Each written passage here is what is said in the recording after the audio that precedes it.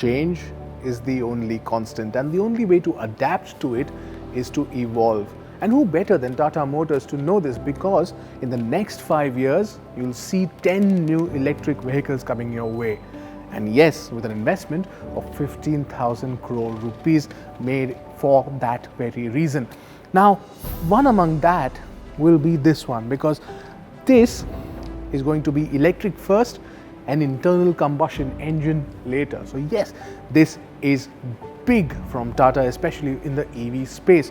Now, this is called the CURVV concept, as you know, and well, from the looks of it, the name is pretty paradoxical to what it looks like, because it's all straight lines everywhere. I don't see any curves, right?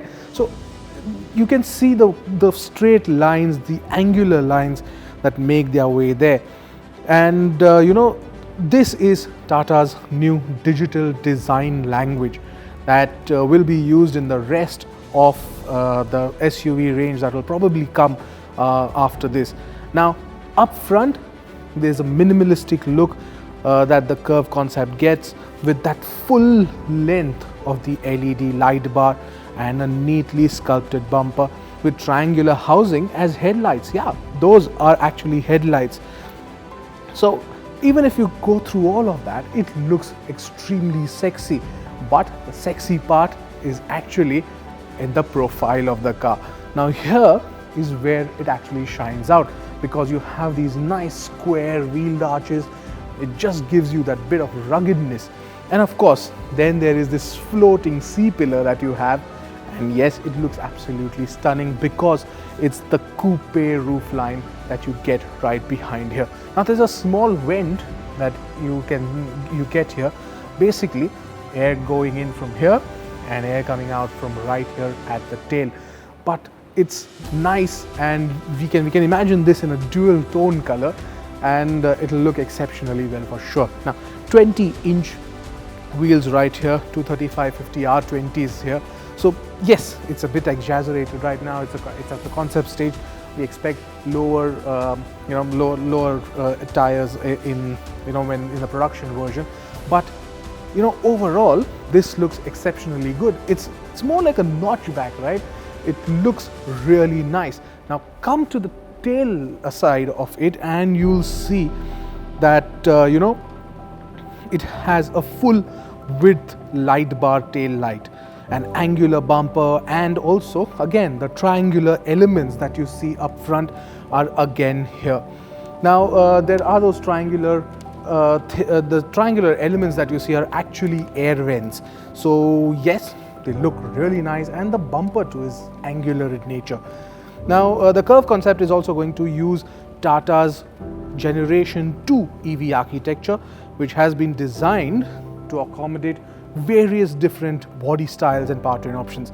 Now the Gen 2 is very similar to the Gen 1 on which the Nexon is based on, but this platform will basically fit larger batteries and different powertrain options. Now it's also capable to be fitted with dual motors, one for the rear axle and one for the front axle, which basically means that this could become an all-wheel drive car. Now we don't know much about the battery options that will be offered on the CURVV, or whatever it will be called when it's in production, but we do know for a fact that this will use high density lithium-ion batteries. Now this will be an evolution of the Ziptron battery technology which the company currently has, and the big news coming out of there is that the range of the car, yes, it will be up to 400, now up to 500 kilometers on a single charge.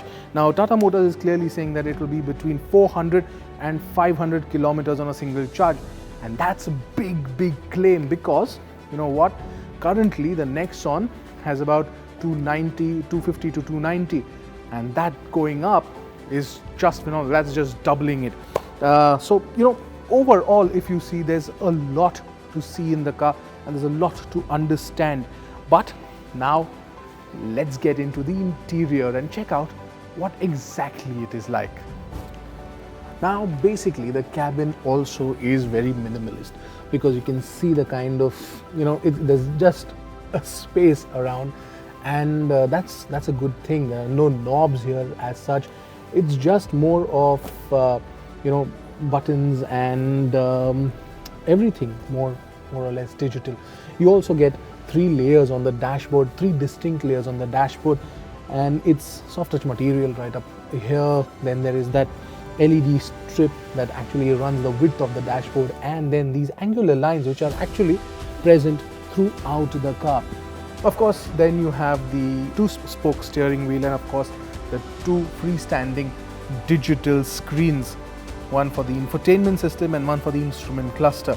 The cabin also features the panoramic sunroof and the floating center console layout, with a gap between climate control switches and the area, of course, that houses this nice rotary gear knob.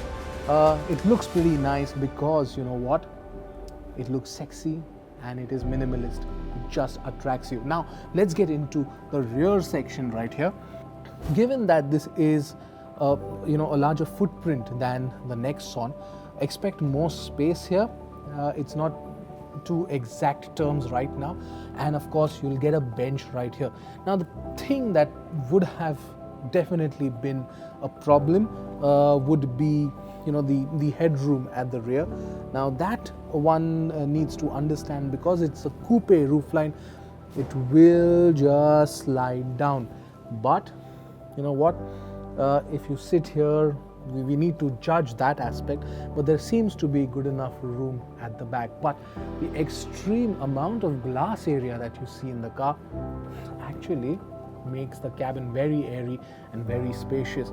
But we'll reserve our comments on the headroom once we actually sit in the production car. Now, having said that, there is a lot to talk about the car as well. Tata Motors will surely pack it to the gills with features, because this is going to be a connected car. And of course, fast charging times are expected to be even less as well, because it will get both AC and DC charging. Now to the important question, when will it be launched? Tata Motors will take 2 years to put this car into production, which basically means that by 2024 is probably what you're looking at. The other important question is, which segment will this belong to? Now Tata Motors has also clearly said that this will sit in the compact SUV segment. Yes, it will be a rival to the Creta, the Seltos, the Taygun, the Kushaq, and all those cars in that segment. So yes, it will be competitively priced too, for sure, when the ICE motor comes out. But when you talk about the EV aspect of it, it will be above the Nexon and closer, say, to the 20 lakh mark. We wait to know more about it, because there are certain details that have not come out, and 2 years is a long enough time for us to know more about the car. The other aspect that we are looking at is also the fact that will the production version look the same as the concept? Now there might be some changes to the cabin, of course, but you know what, most of what you see is what you will get. And yes, that is the reason why we can't wait to take a look at what the production car looks like.